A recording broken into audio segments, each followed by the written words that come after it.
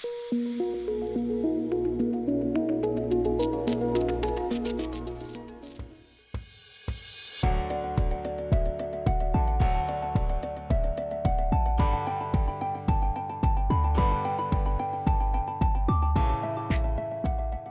estudantes! Tudo bem com vocês? Eu sou Stefano, professor de Ciências da EJA para o 8º e 9º ano.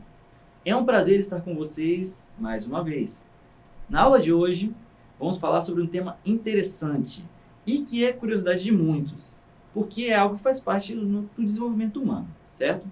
A nossa aula de hoje é essa aqui, que está na tela, Encontro de Gametas e Reprodução Humana.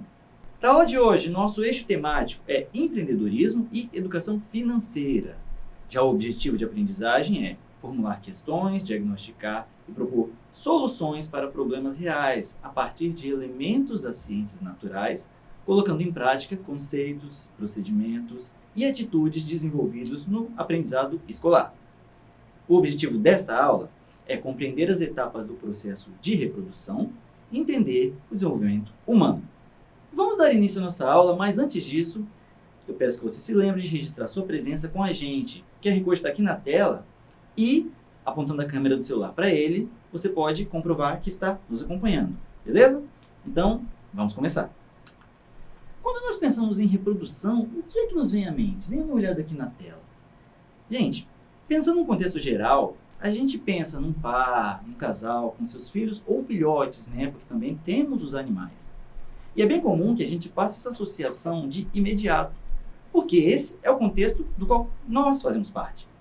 Em geral, a reprodução tem o objetivo de gerar descendentes que carreguem o legado de seus progenitores, né, seus pais, e carreguem também seus genes e continuem lhes passando adiante.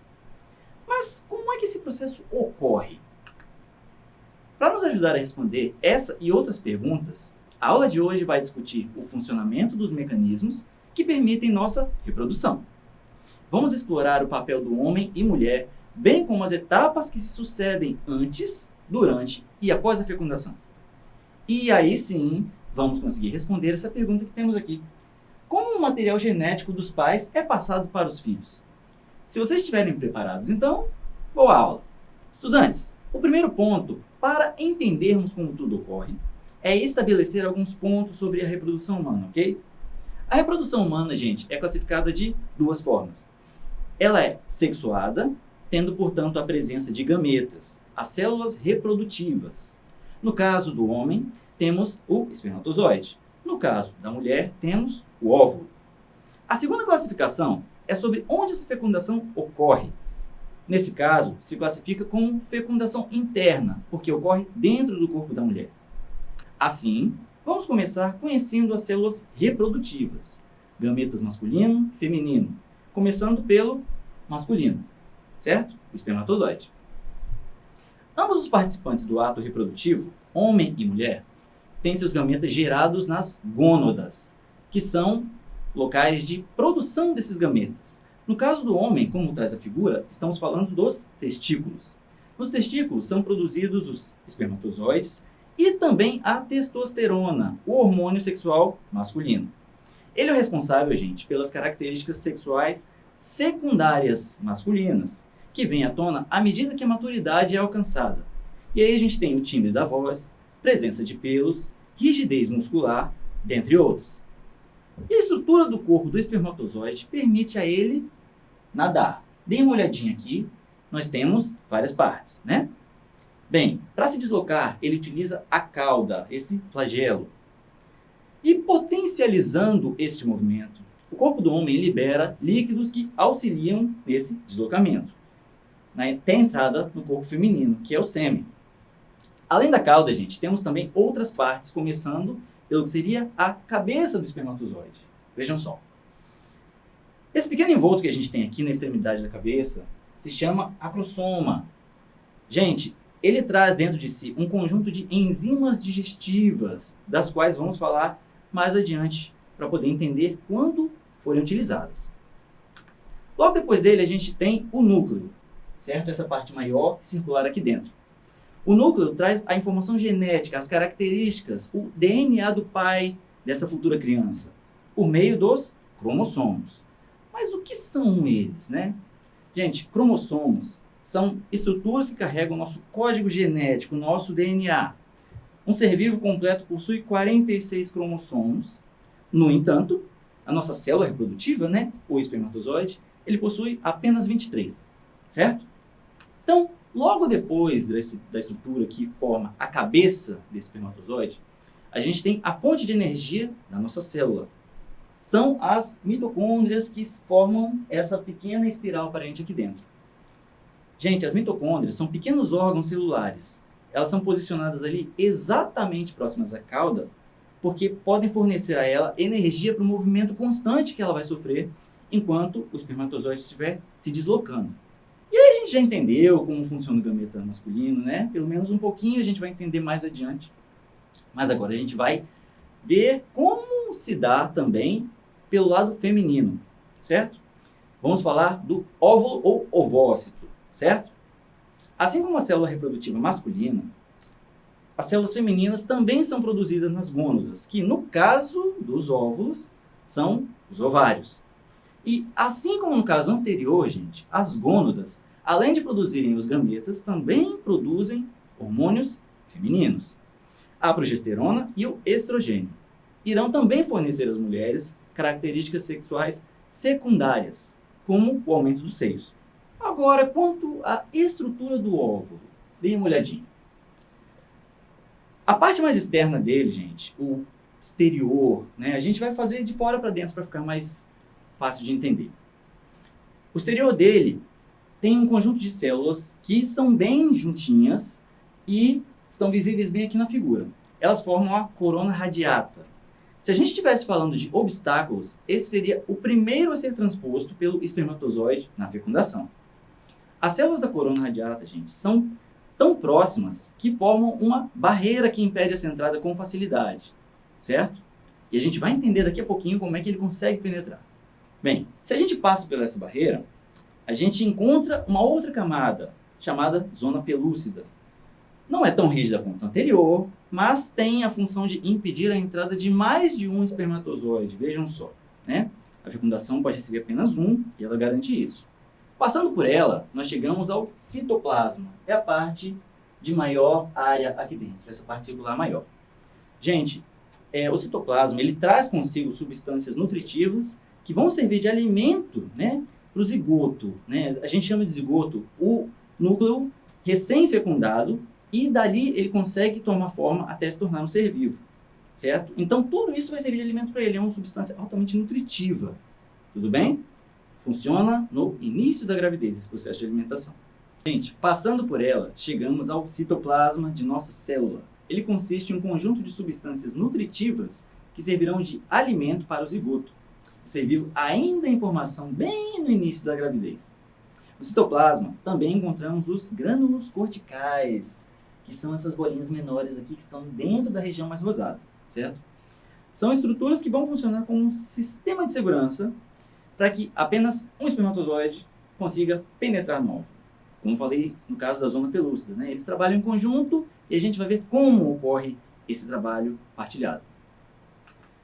Por fim, a gente chega ao núcleo que, assim como no caso do espermatozoide, traz as informações genéticas, agora, da mãe. Além disso, também como o espermatozoide, possui 23 cromossomos, a metade dos cromossomos de um ser vivo completo, gente. E agora que falamos do número de cromossomos, né, de ambos os gametas, espermatozoide e óvulo, pergunto para vocês o seguinte: por que vocês acham que os gametas masculino e feminino possuem metade dos cromossomos de um ser vivo completo? Vocês vão pensar aí e daqui a pouco a gente vai conferir essa resposta, beleza?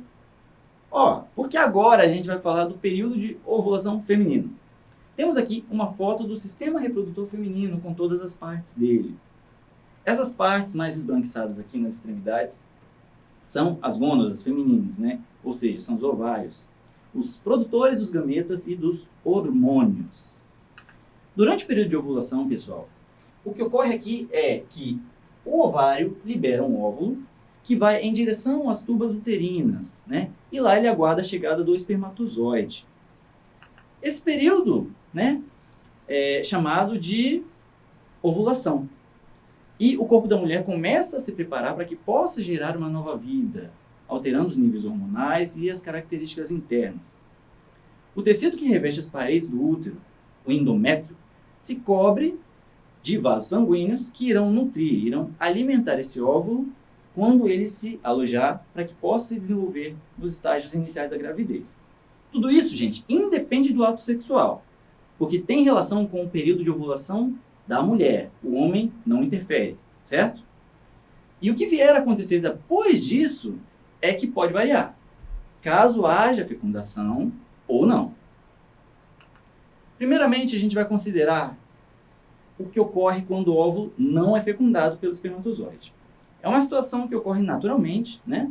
Caso não haja o ato sexual ou havendo até o ato, mas com o uso de métodos anticoncepcionais, que vão impedir a chegada do espermatozoide ao óvulo. Essa situação, né, causa, após a liberação pelos ovários, a não fecundação. E por conta disso, o espermatozoide não encontra o óvulo. Ele sai das tubas uterinas, então, e não sai fecundado. Como o corpo da mulher não vai precisar conceber um filho, né, já que não houve fecundação, os níveis de hormônios caem e, como eles sustentavam, né, os vasos sanguíneos das paredes uterinas, elas começam a descamar e saem do corpo da mulher em forma de sangramento, que é, no caso, a menstruação. Nesse mesmo processo, gente, o óvulo também é descartado, ok? Mas e quando ocorre a fecundação? Nesse caso, é claro que tudo será diferente, até porque estamos falando de uma criança que vai nascer, né? A gente vai buscar entender os processos que daí ocorrem. Mas antes, uma pausa aqui para lembrar todo mundo. Vamos registrar a presença. O QR Code está aqui na tela, se você chegou agora, né, não pegou a aula do início, não tem problema, você pode continuar com a gente. Se você estava aqui desde o início também e ainda não registrou a presença, pode estar fazendo agora. Montou a câmera do celular, registrou, bora lá. Gente, primeiramente, é preciso entender que o espermatozoide chega ao interior do corpo feminino e isso ocorre por meio do ato sexual, durante o qual a ejaculação do homem permite que milhões de espermatozoides cheguem até o útero feminino. Uma vez lá, eles seguem em direção às tubas uterinas até encontrarem o óvulo. Chegando ao óvulo, a primeira camada a ser transposta, como a gente falou lá atrás, é a corona radiata, que, como nós dissemos, é bem rígida, por sua formação de células bem unidas. E é aí que a informação que a gente falou lá atrás, né?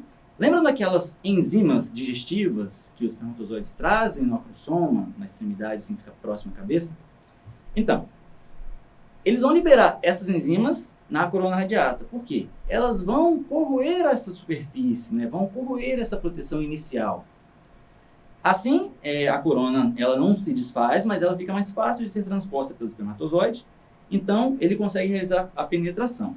Certo? Por incrível que pareça, apenas um dentre milhões consegue fazer essa fecundação. Vocês sabem por quê? Bom, vocês lembram que lá atrás a gente falou que o óvulo possui um sistema de segurança, os grânulos corticais? Pois é, essa galerinha aqui, as bolinhas laranjas aí de dentro, ó. Depois de passar pela corona radiata, gente, o gameta masculino também passa pela zona pelúcida, essa parte mais em azul escuro, certo? Bem fininha ali. E quando acontece isso, ele chega ao citoplasma. Só que quando eles percebem isso, os grânulos corticais liberam substâncias que vão mudar a composição da zona pelúcida. Então, se antes ela era uma substância muito fácil de ser transposta, fácil de atravessar, ela deixa de ser. Certo? Isso impede que outros espermatozoides entrem e atrapalhem o processo da fecundação.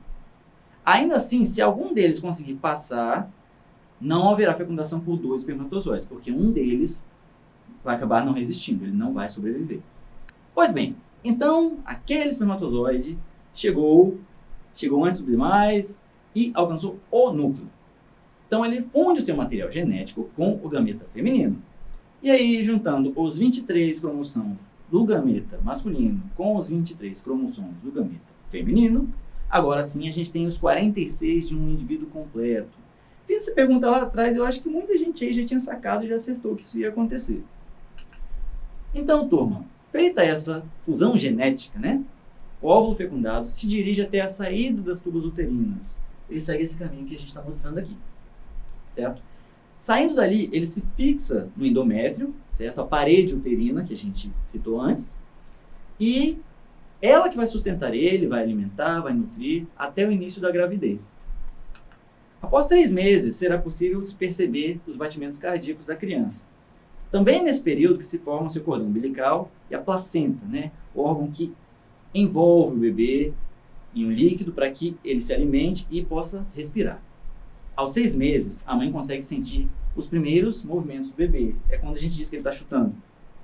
E ao longo dos últimos 3 meses de gestação, o corpo da criança já está formado e só vai aumentar de tamanho, porque está completamente desenvolvido quanto aos órgãos e tudo mais. Show? Bom, galera, a gente já viu bastante coisa, muitos termos, né, muitas etapas, muitos papéis desenvolvidos pelos participantes.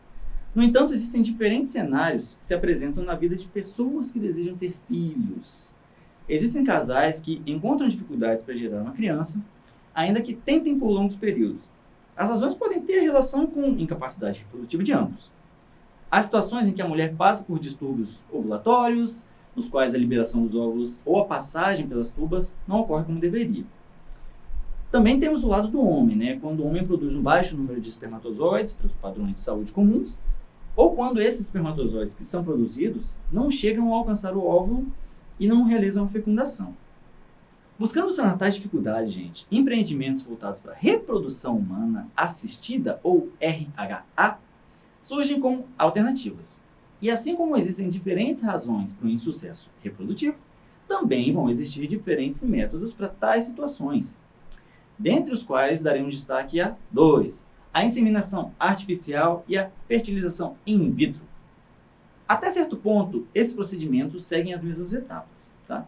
A primeira etapa é a estimulação ovariana, na qual, sob o acompanhamento médico, a mulher fará uso de medicações hormonais e passará por monitoramento por ultrassom, para que mais óvulos se desenvolvam em um mesmo ciclo. Ok? Isso leva mais ou menos 10 a 12 dias. Nos 2 procedimentos também ocorre a coleta do sêmen daquele que virá a ser o pai da criança.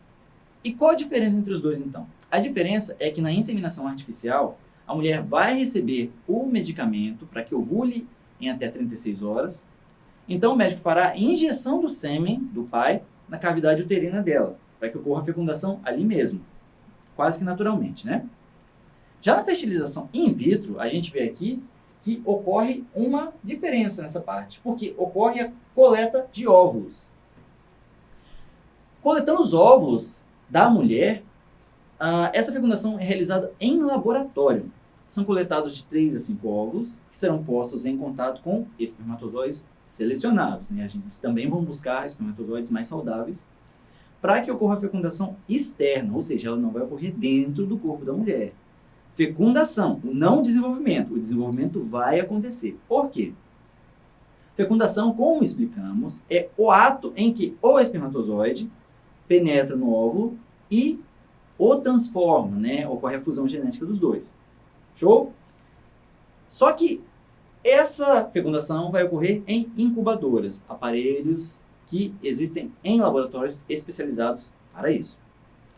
Aí beleza, sucesso na fecundação? Show! Então o embrião é devolvido ao útero feminino, onde irá se desenvolver até o nascimento. E não são apenas os procedimentos que diferem um do outro, né? Também há uma diferença na taxa de sucesso.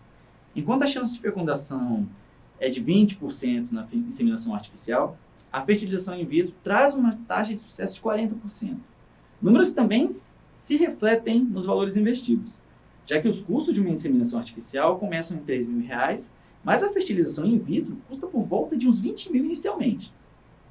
Chegamos à conclusão, né, dos processos de fecundação e também estamos perto de concluir a nossa aula. E aí tem aquela pergunta do dia que a gente fez lá no início, né? Tem atividade, então precisamos resolver as 2. Vocês lembram qual era a pergunta do dia? Chegamos perto de concluir os processos de fecundação, também estamos perto de concluir nossa aula, ainda tem atividade, né? Tem a resposta para a pergunta do dia que a gente fez lá atrás, mas é importante ainda trazer algumas informações para vocês a respeito desse mercado. Gente, segundo a reportagem que a gente traz aqui da Gazeta do Povo, o avanço tecnológico sofreu uma maior taxa de sucesso com o passar do tempo no que diz respeito à inseminação artificial no Brasil, certo? Cresceu 19%. De 2017 a 2018, a gente tinha uma subida, né? As inseminações artificiais subiram em 18,7%. Já as fertilizações in vitro vão de 36 mil para 43 mil. A tendência é a elevação porque a tecnologia vai melhorando, a segurança vai aumentando, certo? Exceto pela questão dos valores que a gente citou lá atrás, tem tudo para continuar contribuindo para casos de casais que não conseguem ter filhos normalmente. Então, gente, chegamos à nossa pergunta do dia e é essa aqui. Vocês lembram? Como o material genético dos pais é passado para os filhos? Ficou mais fácil de entender depois que a gente conversou, debateu bastante sobre o processo de fecundação? Gente, o material genético dos pais é passado para os filhos quando ocorre a fusão dos materiais genéticos dos gametas durante a fecundação. Vocês lembram dos 23 de um, 23 de outros, quando juntos os cromossomos, estou passando as características minhas como pai e a mãe está passando as características dela para gerar um novo indivíduo. Em resumo, são nossos gametas que carregam nossas características e passam elas aos filhos, netos e demais descendentes. Entendido? Podem copiar e seguiremos com a nossa atividade. Agora, turma, muita atenção a esse texto aqui, certo? Vejam só. O saber popular tem como indicador natural de uma gravidez a ausência da menstruação em um mês em que ela deveria ocorrer normalmente. Com base no que aprendemos, em que consiste a ausência de sangramento durante o período de ovulação feminino? Lembrem do que a gente aprendeu, responde seus cadernos, daria um tempo.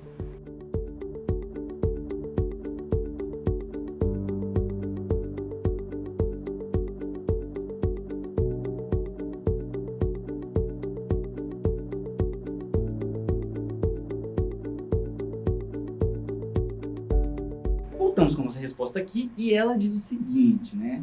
Posso que vocês acertaram.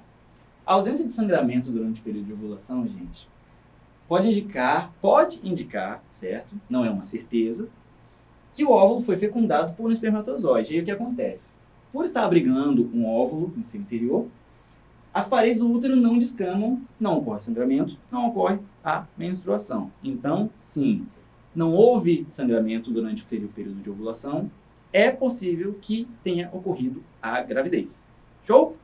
Então, agora a gente pode seguir para o que aprendeu hoje para recapitular. Vamos lá? Recapitulando, a gente aprendeu que a fecundação humana é interna e sua reprodução é sexuada, ou seja, tem participação dos gametas. Óvulo e espermatozoide são as células reprodutivas e dependentes entre si para que ocorra a fecundação. A gente também aprendeu que o período de ovulação apresenta sintomas que indicam a consolidação ou não de uma gravidez. E a gente aprendeu que os genes fornecidos pelos pais passam para os filhos durante o processo de fecundação. E aí, você já sabia de tudo isso que a gente viu na aula? Tema muito interessante, né? Você também pode contribuir, envia para a gente as atividades pelo QR Code que está aqui na tela. Pode apontar a câmera do seu celular para ele e estamos te aguardando. Então é isso, oitavo e nono ano, encontro de gametas, reprodução humana, foi nossa aula de hoje. Eu espero que vocês tenham gostado, aprendido muito. Não esqueçam de registrar a presença pelo QR Code que está aqui na tela. Espero ver vocês na próxima aula também. Fiquem de olho na nossa programação, bons estudos e não se esqueçam, mesmo distantes, estamos juntos.